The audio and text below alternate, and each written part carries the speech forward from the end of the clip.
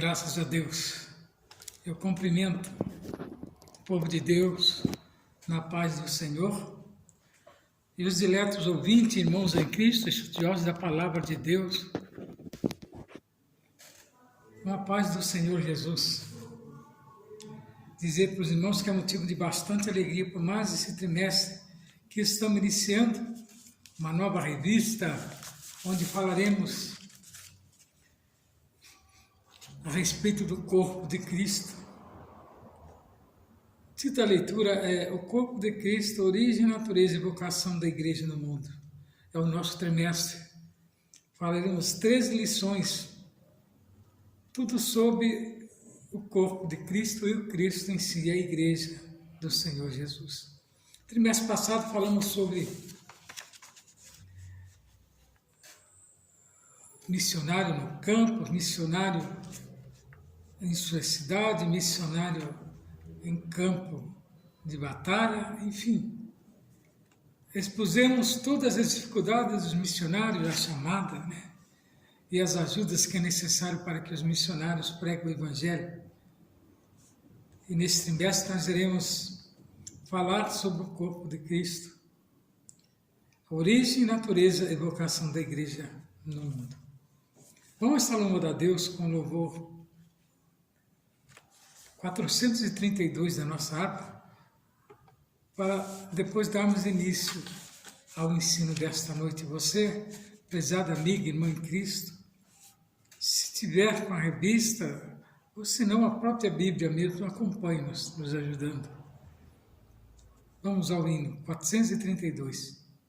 Minha vida seja assim, consagrada a Ti, Senhor, possa sempre Tu por mim operar o Teu amor, a minha alma lava, Salvador, no Teu sangue puro carmesim, minha vida toma para ser, Senhor, Tua para sempre, sim. Que meus pés somente vão onde os santos possam ir, numa eterna canção, minha voz se faça ouvir, a minha alma lava, Salvador, no Teu sangue puro carmesim, minha vida toma para ser, Senhor, Tua para sempre, sim. Seja o meu tempo já consagrado em Teu labor, que meus lábios, Jeová, falem só do Teu amor, a minha alma lava, Salvador, no Teu sangue puro carmesim, minha vida toma para ser, Senhor, Tua para sempre, sim.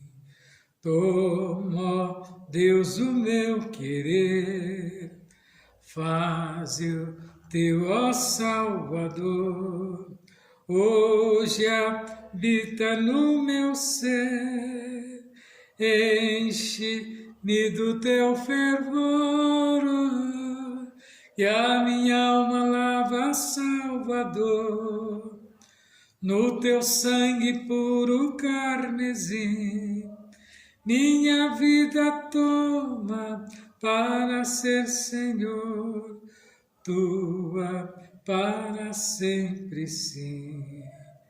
Ó, recebe-me, Senhor, quando venho me prostrar a Teus pés, ó Salvador, hoje vem me consagrar A minha alma lava, Salvador, no teu sangue puro carmesim.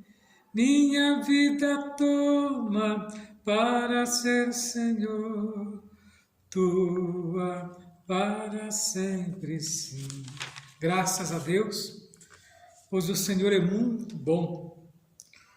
Ele nos dá esta oportunidade de estar falando das tuas grandezas, do seu amor infinito. Vamos estar louvando a Deus com mais o louvor 434, que tem por título A Teus Pés. A Teus pés, ó Jesus Cristo, tua face buscarei, escutando qual Maria as palavras de amor. A teus pés, ó Jesus Cristo, meu passado esquecerei, pois tua mão fiel eterna tem-me salvo do temor. A teus pés, ó Jesus Cristo, acho terna compaixão para todos meus pesares, meus conflitos, minha dor. Livra-me, ó Jesus Cristo, de cuidados e aflição, e conceda-me constante teu poder consolador. A teus pés, ó Jesus Cristo, eu desfruto teu amor, em teus olhos a doçura, em teu seio proteção. Dai-me, Cristo, a tua mente, dá-me graças e fervor, e que o mundo possa sempre ver em minha salvação. Aleluia. A teus pés, ó Jesus Cristo, tenho gozo divinal. A teus pés encontro abrigo, ó bondoso Salvador. Só em ti, ó Jesus Cristo, há consolo sem igual para minha alma batida neste mundo de horror. Aleluia. Graças a Deus, que Ele é bom e a sua bondade é de geração em geração. Meu prezado irmão em Cristo, a lição que nós vamos estar estudando nesta noite é esse tema aqui, o corpo de Cristo, origem e natureza, evocação da igreja no mundo.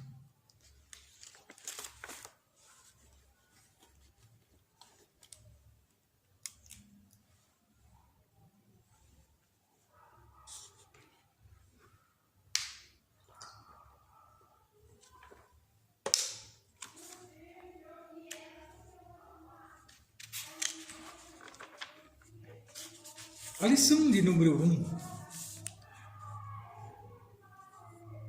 desse primeiro trimestre, ela traz o seguinte tema: a origem da igreja. O texto áureo nos fala assim, disse Pedro: arrependei-vos, e cada um de vós seja batizado em nome de Jesus Cristo, para perdão dos pecados recebereis o dom do Espírito Santo. Esse versículo está lá em Atos dos Apóstolos, capítulo 2, versículo 38. E a verdade prática, ao qual o comentarista nos trouxe, é o seguinte: a igreja é a família de Deus, comprada com o sangue de Cristo e selada com o Espírito Santo. Quando fala que é comprada com sangue, não tem valor monetário nenhum, mas nem todas as riquezas do mundo inteiro, diante de Deus, teria condições de comprar uma alma. Porque custou um preço muito alto, cada alma custou o preço de sangue, foi o sangue de Jesus na cruz do Calvário. Então, ele continua falando que a igreja é a família de Deus, comprada com o sangue de Cristo e selada com o Espírito Santo. Veja o valor que tem. Veja o valor que tem a igreja. Nós vemos que lá no Velho Testamento, em Deuteronômio 4:10, o povo de Deus, reunido debaixo do antigo pacto, já estava lá reunido. Já tinha uma noção do que seria a igreja do futuro. Então Atos confirma, né, em 20 e 28 de Atos, diz que a igreja foi comprada com o sangue de Cristo, né? E ela foi uma idealização de Deus. Está lá em Efésios 1, do 3 ao 6. A igreja idealizada por Deus. Mateus 16, 18 diz que a igreja tem um dono. Você sabe quem é esse dono? É Deus. Quando ele diz que todos os cristãos é como a menina dos seus olhos, então ele tem a igreja como prioridade sua, propriedade sua. Por isso que o inferno não prevalecerá contra as portas da igreja. Então a igreja é como propriedade exclusiva de Deus. Então veja que a igreja não pode ser às vezes, né, censurada por muitos, né, que dizem que não tem valia nenhuma, eles acham que é uma reunião de um povo, né, sem princípios, né, e muitos dizem que nós somos alienados, mal sabem eles, né, que a igreja é como uma comunidade de salvos. Só que ela tem um porém, a igreja ela é selada com o Espírito Santo. Como ela é selada com o Espírito Santo, então humanos nenhum pode, né, querer se instituir dono da igreja. Como vimos muitos por aí, mas no final nós já vimos qual que é. Diz que Deus não dá a glória dele a outrem, né? Lá em Atos dos Apóstolos, capítulo 2, versículo 1 e 2, e 37 e 38, diz assim, que cumprindo-se o dia de Pentecoste, estavam todos os discípulos reunidos no mesmo lugar, e de repente veio do céu um som como de um vento veemente, impetuoso, que encheu toda a casa em que estava sentado. Ouvindo eles isto, compungiram-se em seu coração e perguntaram a Pedro e aos demais apóstolos, que faremos, varões e irmãos? E disse-lhe Pedro, arrependei-vos, e cada um de vós seja batizado em nome de Jesus Cristo, para perdão dos pecados, e recebereis o dom do Espírito Santo. Então vemos aqui que eles foram cheios do Espírito Santo e saíram, agora, né, revestidos. E a quem que eles procuraram? Pedro, aquele que Jesus tinha instituído como cabeça da igreja, que tudo que ele ligasse na terra está ligado no céu. Então já veja aqui a autoridade de Pedro sendo posta à prova. E ele orientou a todos que fossem batizados, porque agora a igreja, né, podia batizar, porque antes era o batismo de João. Mas esse batismo era o legalizado por Cristo, né, que era em nome de Cristo. Enquanto João batizava, mas não em nome de Jesus, né? Mas agora sim a igreja tinha esse poderio, né, de perdoar o pecado. Então nós vamos estudar nesse trimestre, queridos irmãos, a respeito da doutrina da igreja, segundo a sua origem, natureza e missão. Neste mundo, nesta primeira lição, nós abordaremos o tema da origem da igreja. Então a gente vai procurar responder as seguintes questões: como o povo de Deus é formado na Bíblia, como a igreja foi planejada por Deus e o que a igreja é de fato.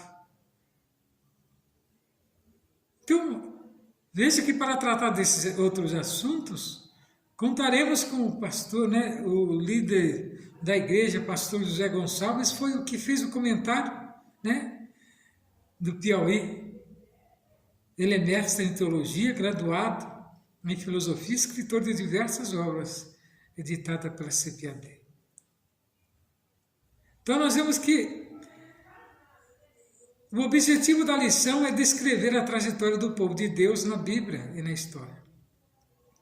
E nesse trimestre nós vamos apresentar a igreja como criação divina, identificar a igreja como a comunidade dos salvos.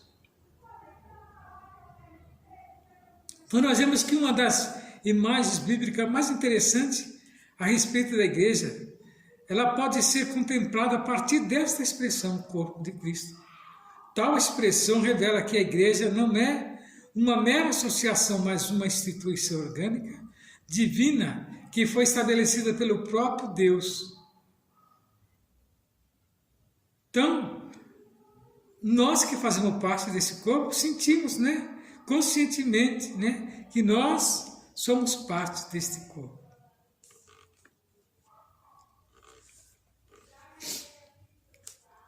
Então, quando nós lemos o Velho e o Novo Testamento, nós já percebemos, que a igreja é de fato, que a importância que ela tem. Para os apóstolos e os primeiros cristãos, a igreja era relevante. Paulo, por exemplo, a denominou de coluna e firmeza da verdade. Alguma dúvida? Coluna e firmeza da verdade. Porque é ela que nos leva, quando nós aceitamos a Jesus e fazemos parte desta igreja, nós agora temos convicção quando vamos falar do Evangelho.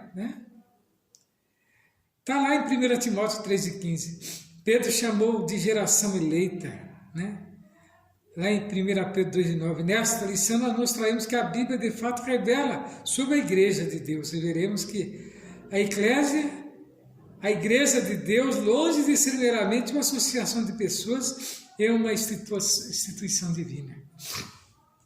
Foi tentado se fazer, da igreja como se ela fosse uma mera ONG. Mas a igreja não é uma ONG qualquer. A igreja, ela está alicerçada em Cristo. Então, quando nós usamos os termos de ONG, nós estamos restringindo. E às vezes até encostando Deus de lado. Mas uma coisa que eu chamo a atenção de você, aluno, estudante da palavra de Deus, saiba da importância de ter a igreja como primordial. Primeiro veio a igreja, depois veio a invenção dos homens, que é essa tal de ONG, que nada mais é do que um sentimento totalmente humano, que diz que você pode usar agora o CNPJ da igreja, que ela tem que ter a vida jurídica, e tem que ter a vida pessoal. A igreja tem essa vida, E o pastor, presidente da obra, é que é o responsável da igreja terrena e local. Então, o povo de Deus, no Antigo Testamento, tinha o seguinte termo hebraico, o qual é usado para se referir a um ajuntamento dos povos de Deus, debaixo do Antigo Pacto. Nesse aspecto, o seu uso é de uma convocação para uma assembleia. Então, veja que é um ajuntamento de pessoas, mas só que agora escolhido. Por quem? Por Deus. Não é aleatoriamente que a igreja se formou de qualquer maneira.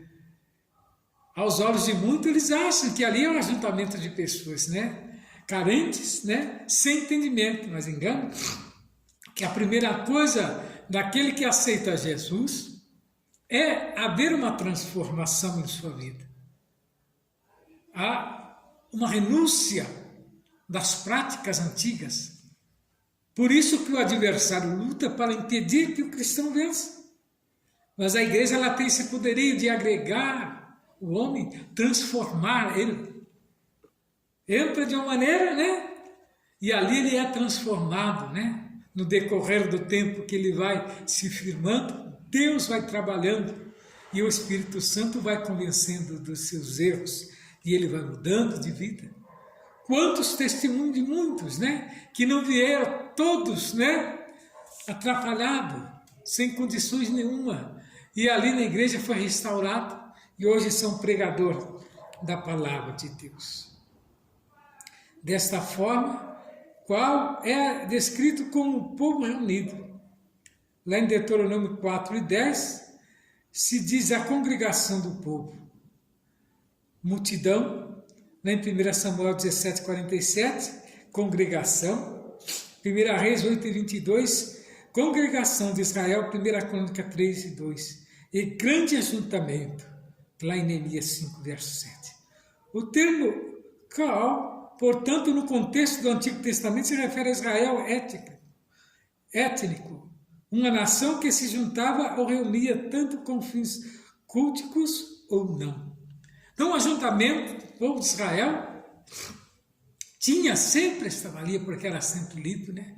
O livro da lei, e ali era pregado doutrinas, e todos se reuniam num propósito. No Novo Testamento, o termo grego eclésia se refere à igreja cristã, contudo, no contexto neotestamentário, o seu sentido diferirá do que lhe é dado no Antigo Testamento, tanto na forma como na função. Não é apenas uma raça, uma nação, mas todos aqueles que são diferentes raças e nações que foram comprados pelo sangue de Cristo. Paulo fala em Efésios 3:16 e Atos 20:28, Apocalipse 5:9, diz o seguinte: assim, o seu sentido de Novo Testamento é majoritariamente sacro, isto é, de uma assembleia de crentes que se juntaram para adorar a Deus. Prezados irmãos, ouvintes da palavra de Deus, alunos, saiba que a importância de servir a esse Deus nos mostra, né, que Ele tem, né, algo importante para com o seu povo. E a lição de escola dominical, ela nos leva, né, a aprender, porque nem todos nós tivemos oportunidade de entrar num seminário, de participar de estudos, né, porque às vezes são longínquos, né, e são caros muitas das vezes. Mas a escola dominical é gratuita e ela nos dá esclarecimento do qual nós precisamos no nosso dia a dia, no cotidiano, dentro da casa de Deus.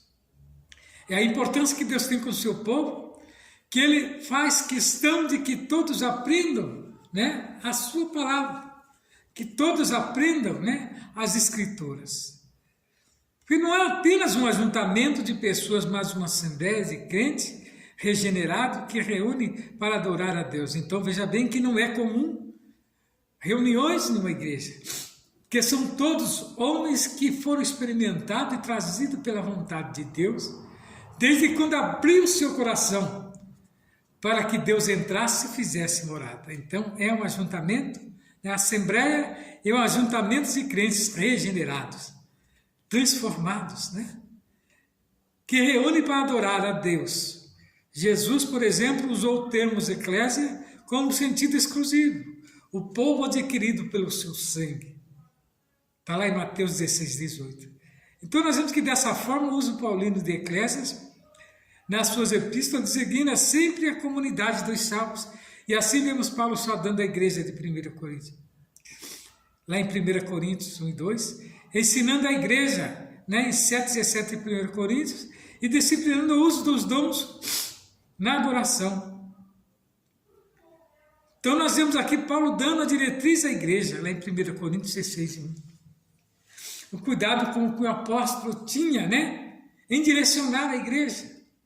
Nós, que estamos na frente dos trabalhos que estão ensinando, nós temos por obrigação de aprofundar, né, dentro das coisas de Deus e trazer a verdade real como ela é, não mesclando a verdade da Bíblia, nem os escritos da Bíblia, né, com fatos, né, seculares, a não ser para exemplificar, que é bem diferente, né? Quando nós exemplificamos, nós trazemos sempre um assunto, né, da Bíblia, exemplificamos com um assunto atual ou secular, mostrando que há solução para determinados problemas, e a solução está em Cristo. Na história cristã, há quem creia que a igreja subsiste governada pelo sucessor de Pedro, pelos bispos em comunhão com ele. Evidentemente, a tradição protestante rejeita esse conceito, visto que ele não reflete o contexto do Novo Testamento, onde a figura do sucessor de Pedro é totalmente estranha e desconhecida. Vemos que após a reforma do século XVI, a tradição protestante procurou dar um sentido bíblico e mais preciso a respeito de uma igreja e como ela é de fato. Em uma grande denominação protestante histórica, a igreja é definida como uma congregação local de pessoas regeneradas e batizadas após a profissão de fé. Por outro lado, de acordo com o documento de uma grande denominação pentecostal americana, nós entendemos que a igreja como o corpo de Cristo e a habitação de Deus através do Espírito Santo, com divinas nomeações para cumprimento da sua grande comissão. A separação dos obreiros, o corpo de obreiros, né? Os departamentos de uma igreja. Então ele tem a sua importância, que é a organização dela, da igreja local. A igreja terrena, a igreja local é aquela onde é a reunião de muitos, né? Crentes regenerados. Então ali se forma a igreja. Onde cada crente nascido do Espírito é parte integrante da Assembleia Universal e da igreja dos primogênitos que estão escritos no céu. Você vê o sentido? Então, às vezes a gente não valoriza um membro de uma igreja, mas todos eles estão escritos lá no céu. Todos eles foram, né, salvo, remido, né, selado pelo Espírito Santo e tem o seu nome no livro da vida. Enquanto eles mantiverem fiel, o seu nome estará lá. Ai daquele que brincar com as coisas de Deus. Então nós vemos que o desenvolvimento do povo de Deus é mostrado ao longo da Bíblia e da história cristã. Estarei trazendo ao conhecimento o termo eclésia na tradução e na linguagem em que ele é. Jesus assevera em Mateus 16:18 que edificarei a minha igreja. Esta é a primeira entre mais de 100 referências no Novo Testamento que empregam a palavra grega primária para a igreja, que no significado grego é eclésia, composta com a preposição ega, fora de, e o verbo kaleion, chamar logo, eclésia, denotava originalmente um grupo de cidadãos chamado reunido, visando um propósito específico. O termo é conhecido desde o século V a.C., nos escritos de Heródoto, Xenofontes, Platão e Eurípides. Estes conceitos de eclésia prevalecia especialmente na capital, Atenas, onde os líderes políticos eram convocados como Assembleia Constituinte. Até 40 vezes por ano. O uso secular do termo também aparece no Novo Testamento, lá em Atos 19, de 32 a 41. Então nós vemos o exemplo de eclésia, ele refere-se à turba enfurecida de cidadãos que se reuniam em Éfeso para protestar contra os efeitos do ministério de Paulo. Na maioria das vezes, porém, o termo tem uma aplicação mais sagrada. Refere-se àqueles que Deus tem chamado para fora do pecado e para dentro da comunhão dos seus filhos. Jesus Cristo é que se tornaram concidadãos dos santos da família de Deus. Eclésia é sempre empregada às pessoas e também identifica reuniões desta para adorar e servir ao Senhor. Então, a palavra eclésia, ela tem o seu significado e foi permissível por Deus para que a igreja, né, tivesse a sua predominância com reuniões de povos salvos e remidos. Assim, a igreja é formada por pessoas que estavam no pecado, a caminho da condenação eterna, mas que, graças ao Evangelho, tiveram suas vidas transformadas. É o sentido da pregação do Evangelho que nós falamos no trimestre passado, dos missionários levando a palavra de Deus a muitas línguas que mesmo nem eles conheciam, mas Deus o estabelecia ali e eles eram bem-sucedidos. Então nós vemos que a igreja, como uma criação divina, né, ela tem o ideal de Deus desde a eternidade. Então a igreja existe desde a eternidade, quando na fundação do mundo Deus já tinha, né, o plano, né, para o fundamento da igreja. A igreja estava no coração de Deus e ela foi idealizada por Ele em sua essência. Ela é um projeto divino, como também nos elegeu nele Cristo antes da fundação do mundo, para que fôssemos santos e irrepreensíveis diante dele em amor. Na sua carta a Efésios, o apóstolo Paulo fala de um ministério que estava oculto. Esse ministério que foi revelado exatamente à igreja. Na mente de Deus, portanto, a igreja já existia, o amor de Deus fez com que ele provesse um plano para salvar o homem caído, e assim Cristo amou a igreja e se entregou por ela. Então você veja que quando o homem caiu, Deus já tinha a igreja na sua proeminência, nos seus pensamentos, na pré-existência de Deus, né? Ele já estava com a igreja formada, né? Deus já tinha a igreja no seu íntimo, no seu coração, agora simplesmente era materializar ela. Mas o homem vindo a cair, Deus restituiu, para que ela, né, reconsiderasse novamente o homem, trouxesse o homem de volta, e ele voltar a ser amigo de Deus. A igreja, como uma realidade concreta, como vimos, a igreja não ficou apenas na mente de Deus, ela passou a existir de uma forma concreta, e o início da igreja acontece na plenitude dos tempos. Mas, vinda a plenitude dos tempos, Deus enviou seu Filho, nascido de mulher, nascido sobre a lei, e dessa forma Deus faz congregar em Cristo todas as coisas na dispensação da plenitude dos tempos. Então, a igreja, ela foi formada no coração de Deus. E quem era o formador da igreja? O próprio homem, que Deus amou de tal maneira, quando ele deu o seu filho ali, para que morresse na cruz do Calvário. João escreve, 3,16, porque Deus amou o mundo de tal maneira, que deu o seu filho unigênito, para que todo aquele que nele crê não pereça, mas tenha vida eterna. Então, ali fundamentou a igreja, e selou o homem para com Deus, quando ele saiu, né, para fora do pecado e entrou, né, na eclésia, que é o ajuntamento de homens, mulheres, crianças, velhos, todos regenerados pelo poder do sangue de Jesus. Esse poder remidor que reme o homem, mesmo onde estando em pecado, ele ainda é encontrado por Deus. Que a Bíblia diz que Deus leva, né, os nossos pensamentos, as nossas súplicas através do Espírito Santo, que vai diante de Deus com gemidos inexprimíveis. Conta para Deus a nossa necessidade e Ele manda a resposta. Então cabe ao homem aguardar esses princípios e nunca blasfemar contra o Espírito Santo de Deus. Pois se nós blasfemarmos, simplesmente a nossa mensagem não chegará diante de Deus. Por quê? Porque nós não temos esse poderio. Deus olha a nós, mas não pode contemplar, porque o pecado que existe em nós impede de Deus nos ver, mas o Espírito Santo sim pode conversar com Ele e levar os nossos sentimentos até Ele.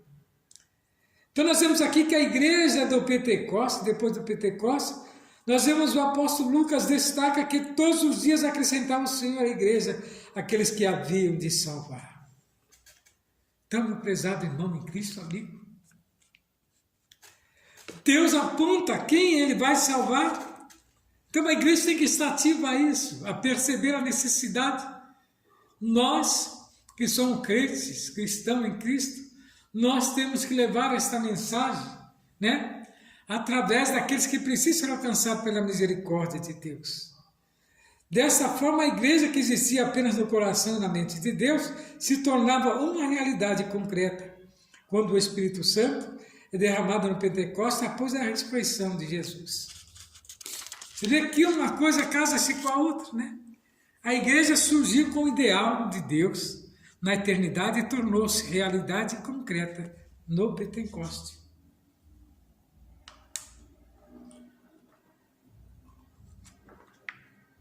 No Pentecostes, eles foram revestidos do Espírito Santo, e agora os dons espirituais eles tinham. E ali eles saíram a pregar o Evangelho, né, com sabedoria e com perspicácia, diz que os discípulos não temiam a morte, porque agora eles criam verdadeiramente que a sua carne estava amortizada. Então nós vemos que a origem da igreja, ela tem várias razões para nós crermos que a igreja teve sua origem, ou pelo menos foi publicamente reconhecida pela primeira vez no dia de Pentecostes. Embora na era pré-cristã, Deus certamente se associasse a uma comunidade pactual de fiéis.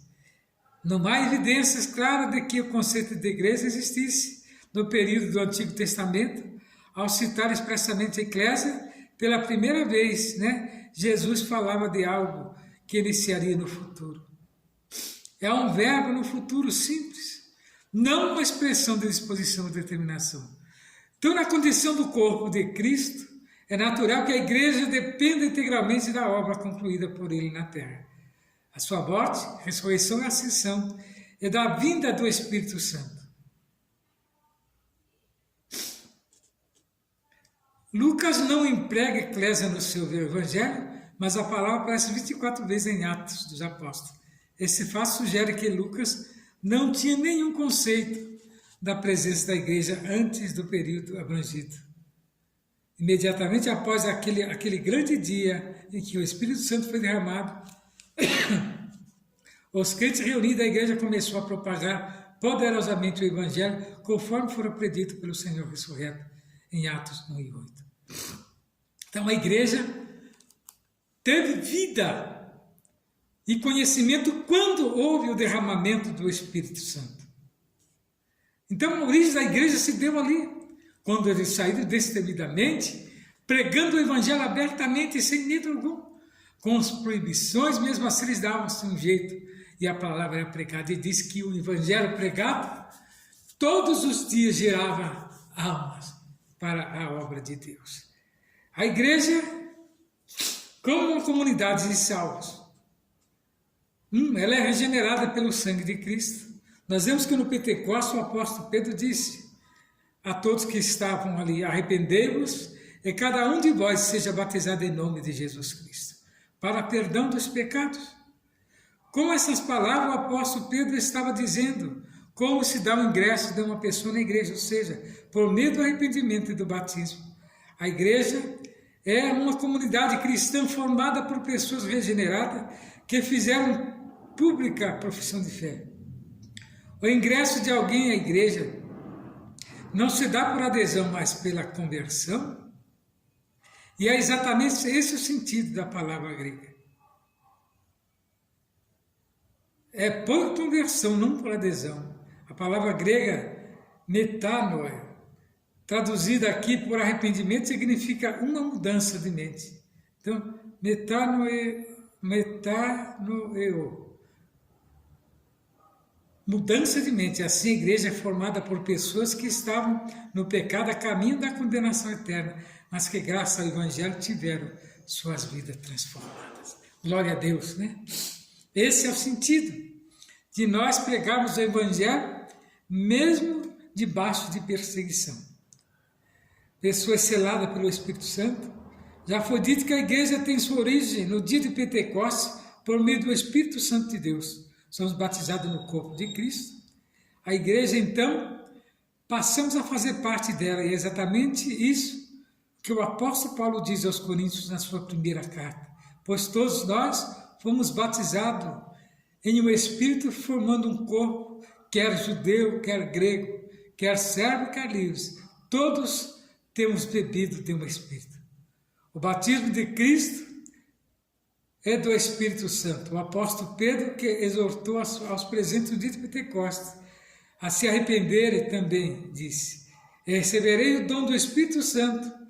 Assim, podemos afirmar que Cristo batizou os crentes com o Espírito Santo e com fogo, um batismo de capacitação.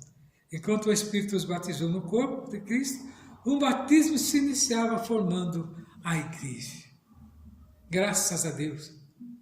Então, como uma comunidade dos salvos, a igreja é a reunião dos regenerados pelo sangue de Cristo e selado pelo Espírito Santo. Então nós vemos, queridos irmãos, que nesta lição Como surgiu a igreja fundada por Jesus Cristo?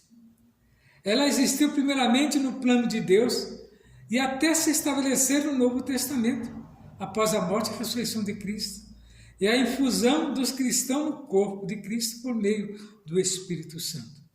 Então nós sabemos que a igreja, portanto, não foi idealizada por homem algum, nem tampouco está fundada sobre teses humanas. O seu fundamento é Cristo, que é a cabeça da igreja. Por isso, é um grande privilégio fazer parte da igreja e do corpo de Cristo. Quando nós vemos alguém achar que é fundador da igreja, nós ficamos preocupados. Podemos até fundar a igreja, mas cuja cabeça é Cristo, e tudo nós vamos trabalhar para Cristo. Aí sim, né? Mas agora o homem querer apossar da igreja como se ele fosse o dono cuja cabeça é Cristo, porque ele comprou-nos com o seu sangue vertido ali na cruz. Agora temos as perguntas a fazer para os irmãos, que muitos ficam em dúvida, né? 5 perguntas nós estamos fazendo. A que se refere o termo hebraico Cal no contexto do Antigo Testamento? O termo Cal, portanto, no contexto do Antigo Testamento, se refere a Israel étnico, uma nação que se juntava ou reunia tanto com fins culticos ou não. 2. A que se refere o termo grego eclésia, no sentido do Novo Testamento? O termo grego eclésia se refere à igreja cristã. Onde a igreja estava desde a eternidade? Desde a eternidade a igreja estava no coração de Deus e foi realizada por Ele. Como se dá o ingresso de uma igreja, de uma pessoa? O ingresso de alguém à igreja não se dá por adesão, mas pela conversão, pela transformação de vida. Por meio de quem somos batizados no corpo de Cristo e passamos a fazer parte? Por meio do Espírito Santo de Deus somos batizados no corpo de Cristo. E a igreja, então, passamos a fazer parte dela. Prezados irmãos, encerrando a nossa lição nesta noite, nós queremos dizer para os irmãos que estamos felizes pelo momento tão sublime que o Senhor tem nos proposto. E que essas palavras, que essa lição possa ir de encontro ao seu coração, meu querido irmão. E você venha aprender a palavra de Deus e transmitir para os seus alunos, para a igreja do Senhor Jesus, aqueles que estão participando. E saiba que é importante você continuar estudando a palavra de Deus. Vai nos livros, nos versículos bíblicos e tira, né, a diferença e as dúvidas. Eu tenho certeza que essa palavra falará ao seu coração. E que o Senhor Jesus possa fazer morada na sua vida e transformar a sua vida e de todos os ouvintes que você vai transmitir essa palavra. E que o Senhor Jesus venha abençoar grandemente a sua vida. No nome dele, no nome de Jesus Todo-Poderoso. Fique na paz do Senhor.